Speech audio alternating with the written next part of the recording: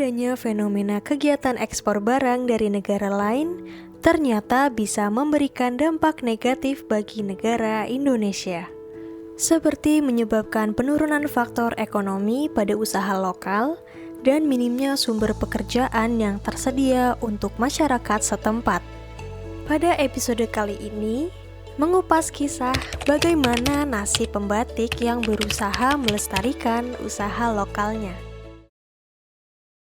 Salah satu pakaian bermotif yang diakui keberadaannya oleh UNESCO sebagai warisan dunia asli Indonesia ialah batik. Eksistensi dari batik sudah terkenal hingga ke seluruh mancanegara. Meskipun batik berasal dari kota Pekalongan, namun usaha batik juga bisa ditemui di Kabupaten Banyumas. Usaha ini bernama Rumah Batik R. Titik lokasinya berada di Kecamatan Sokaraja. Batik R sudah sangat lama hadir, yaitu sejak tahun 1980.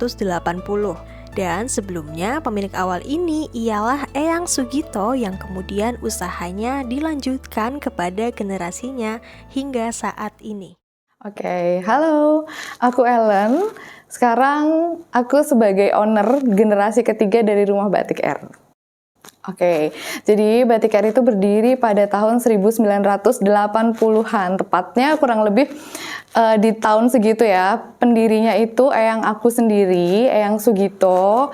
Kemudian setelah dari Eyang Sugito sebagai pendiri, ada generasi kedua yang dijalankan oleh orang tua saya, Bapak Heru Santoso. Kemudian sekarang saya Ellen sebagai penerus atau generasi ketiganya, gitu. Batik R memiliki 3 bagian tempat untuk memproduksi kain batik. Bagian pertama terdapat tempat untuk menyimpan berbagai hasil kain batik yang siap untuk dipasarkan. Di bagian kedua terdapat tempat untuk percetakan kain. Kemudian di bagian akhir terdapat tempat proses pencucian kain batik. Tempat produksi kain batik ini mulai aktif dari pagi hingga sore hari. Mempertahankan usaha penghasil produk kain batik sangatlah sulit, terutama di wilayah Banyumas. Hingga saat ini, tempat produksi batik yang sangat lama berdiri hanya tersisa beberapa saja. Kabupaten Banyumas memiliki motif batik yang berbeda dengan daerah lainnya. Unsur menarik dari kain batik khas Banyumas salah satunya yaitu batik puger. Dikatakan batik puger karena motif dari kain batiknya memiliki corak bergambar ayam.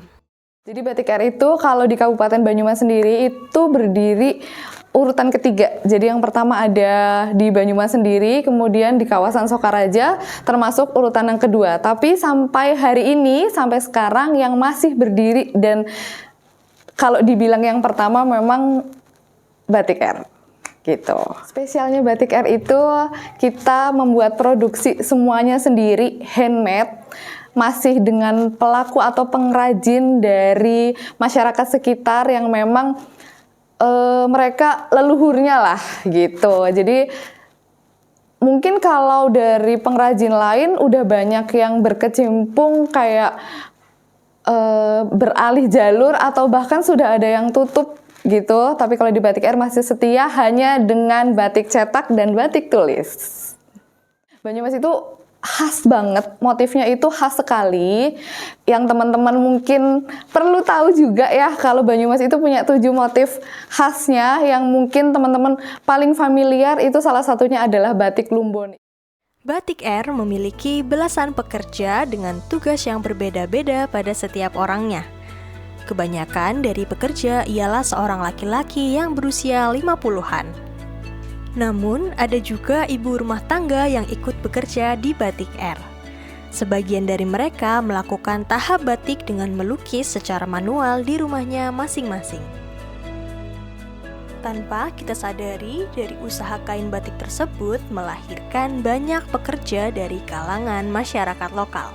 Hal ini sangat amat menguntungkan bagi warga setempat untuk mendapatkan pundi-pundi rupiah. Salah satu dari beberapa pekerja terdapat Pak Parso. Ia merupakan pekerja yang paling lama di antara pekerja lainnya. Meskipun usianya sudah setengah abad, ia tetap semangat bekerja di percetakan batik.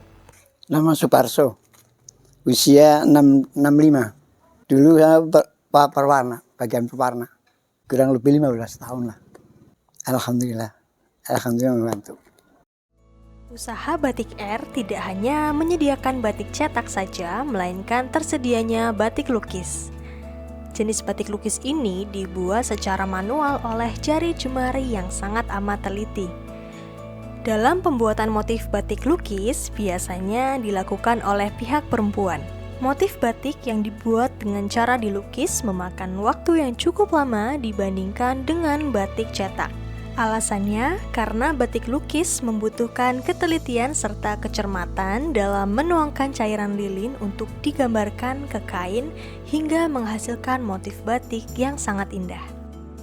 Dalam mempertahankan usaha kain batiknya, Batik Air memiliki platform media sosial untuk mempromosikan hasil produknya agar tetap diminati oleh segala kalangan. Selain itu, ia juga pernah mengadakan workshop.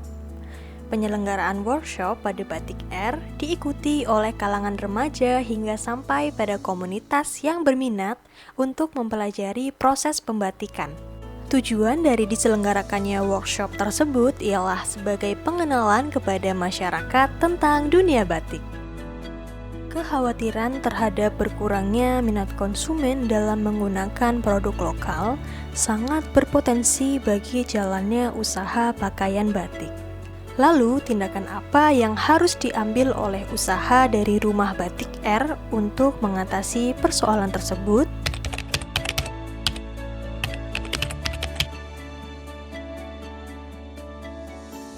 Motivasinya yang pasti pengen banget batik Banyumas itu bisa mendunia ya. Kalau motivasinya dengan caranya ya edukasi dan inovasi. Edukasinya mungkin kan sekarang udah eranya generasi Z ya, jadi kita pakai edukasi yang menyenangkan, mungkin ada workshop, mungkin kita bisa sharing session atau talk show sambil nongkrong, sambil ngopi gitu juga bisa. Dan inovasinya kita menciptakan produk-produk ready to wear yang simple tapi tetap dengan khasnya motif Banyumasan gitu.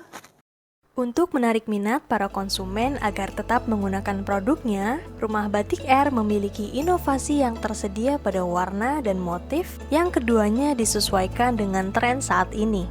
Namun, adanya inovasi tersebut tidak menghilangkan nilai budaya khas Banyumas.